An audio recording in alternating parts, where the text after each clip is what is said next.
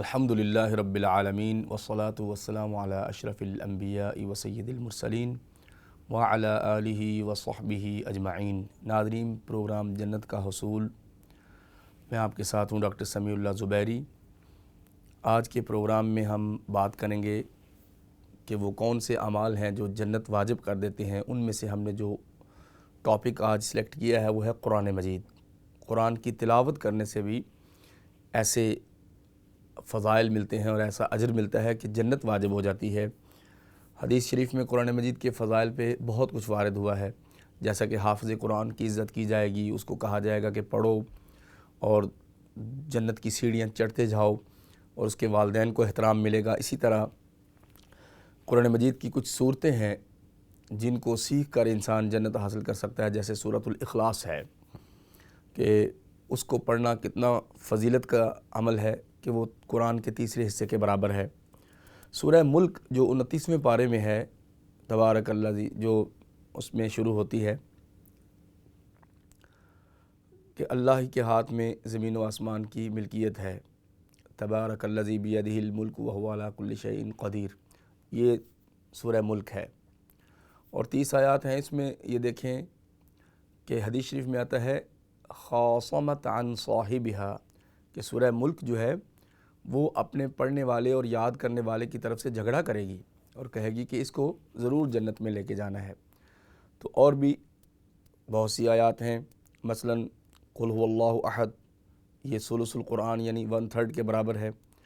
اور تلاوت کرنے کے بارے میں سیدنا ابو ہریرہ رضی اللہ تعالیٰ عنہ سے حدیث ہے، ترمذی شریف میں یہ حدیث ہے، حدیث نمبر 18 ہے، کہ نبی کریم صلی اللہ علیہ وسلم نے فرمایا اقرأوا القرآن، تم لوگ قرآن پڑھا کرو، فإنہ یأتی یوم القیامۃ شفیعا لأصحابہ، کیونکہ قرآن اپنے پڑھنے والوں کی سفارش کرنے والا بن کر قیامت کے دن آئے گا، یعنی شفیع بن کر، سفارش کرنے والا بن کر آئے گا۔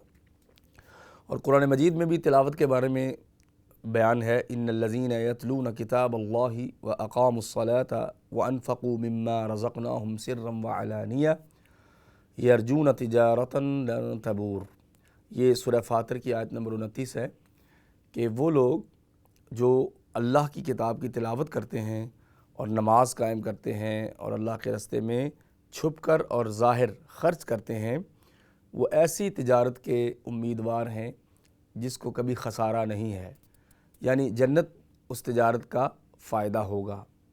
ایک تجارت دنیا کی ہے جس میں نقصان بھی ہے، فائدہ بھی ہے، اور ایک تجارت آخرت کی ہے جس میں نقصان کوئی نہیں ہے، تجارتاً لن تبور، کہ اس تجارت میں کبھی بھی مندی نہیں آئے گی، وہ ڈاؤن نہیں ہوگی۔ ایسی مارکیٹ ہے وہ آخرت کی جس میں مندی نہیں آتی، ڈاؤن نہیں ہوتی، گرتی نہیں ہے۔ وہ تجارت کیا ہے؟ قرآن کی تلاوت کرنا۔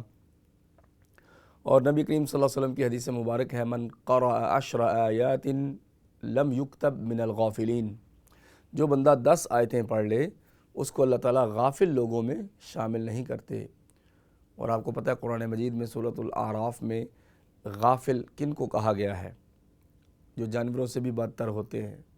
لہم قلوب لا یفقہون بہا ولہم اعین لا یبصرون بہا ولہم آذان لا یسمعون بہا اولئک کالانعام بل ہم اضل اولئک هم الغافلون، کہ ان کے دل ہیں مگر سوچتے اور سمجھتے نہیں ہیں، اور ان کی آنکھیں ہیں مگر ان آنکھوں سے وہ دیکھتے نہیں ہیں، اور ان کے کان ہیں مگر ان سے وہ سننے کی، حق بات سننے کی کوشش نہیں کرتے۔ جب تینوں قسم کے وسائل کو وہ صحیح طور پہ استعمال نہیں کرنا چاہتے تو ناشکری ہو گئی۔ پھر اللہ فرماتے ہیں اولئک کالانعام، تو یہ جانوروں کی طرح ہیں۔ جانور پلاننگ نہیں کرتے، جانور جو مرضی بولتے ہیں، ان کو سمجھ نہیں آتی اور وہ گفتگو نہیں کر سکتے۔ پھر کہا کہ جانور تو پھر بھی گمراہی پہ نہیں، وہ تو ایک رستے میں ہیں۔ تو یہ لوگ چونکہ پابند تھے شریعت کے، انہوں نے اس کو چھوڑا، اولئک کالانعام بل ہم اضل، یہ نہ صرف یہ کہ جانوروں جیسے ہیں بلکہ اس سے بھی گئے گزرے ہیں، اولئک هم الغافلون، کیونکہ یہ غافل لوگ ہیں، غفلتوں میں پڑے ہوئے ہیں۔ اسی طرح یہ ہے کہ جس نے 10 آیتیں پڑھی وہ غافل لوگوں میں نہیں لکھا جائے گا۔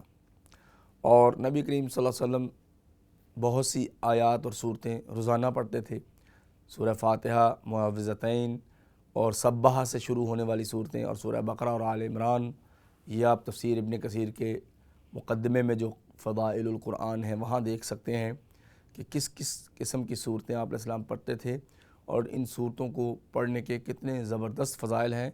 اور حدیث میں آتا ہے کہ جو سورۃ البقرہ اور آل عمران پڑھے، یہ بخاری اور مسلم میں حدیث ہے، تو وہ قیامت کے دن ان کے اوپر سایہ فگن ہو جائیں گی، دو بدلیوں کی صورت میں، دو بادل بن جائیں گے اور ان کے اوپر سایہ رہے گا۔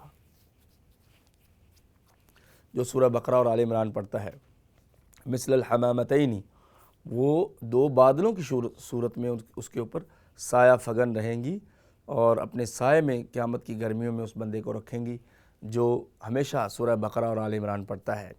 تو یقیناً جن پہ سایہ ہوگا ان کے لیے جنت کا راستہ بھی آسان ہوگا۔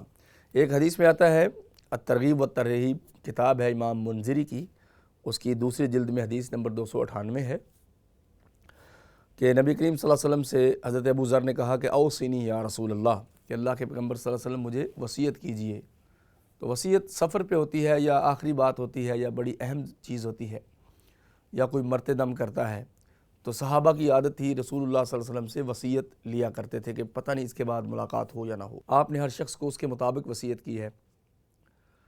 ایک شخص جو بہت تیز غصے والا تھا، آپ نے اس کے کہنے پہ جب وصیت کی تو اس نے کہا مجھے وصیت کیجیے اور بہت مختصر کیجیے۔ تو یہ حدیث صحیح مسلم میں ہے۔ آپ نے فرمایا لا تغضب، غصہ نہ کرو۔ اس نے کہا پھر کوئی اور نصیحت کریں، آپ نے فرمایا لا تغضب۔ تیسری دفعہ پھر کہا کہ یہ تو چھوٹی سی بات ہے، آپ اور کوئی کریں۔ تو یہ دیکھیں نا مزاج کی تیزی تھی، تو آپ نے فرمایا لا تغضب، کہ جب آپ غصہ نہیں کریں گے تو سارے کام ٹھیک ہو جائیں گے۔ اور ایک حدیث میں ہے کہ اس نے کہا کہ پھر مجھے کیا ملے گا، آپ نے فرمایا لا تغضب ولک الجنہ، تو غصہ کرنا چھوڑ دے تجھے جنت ملے گی۔ اتنی بڑی بات ہے کہ جنت میں جانے کا ایک ذریعہ غصہ چھوڑنا بھی ہے۔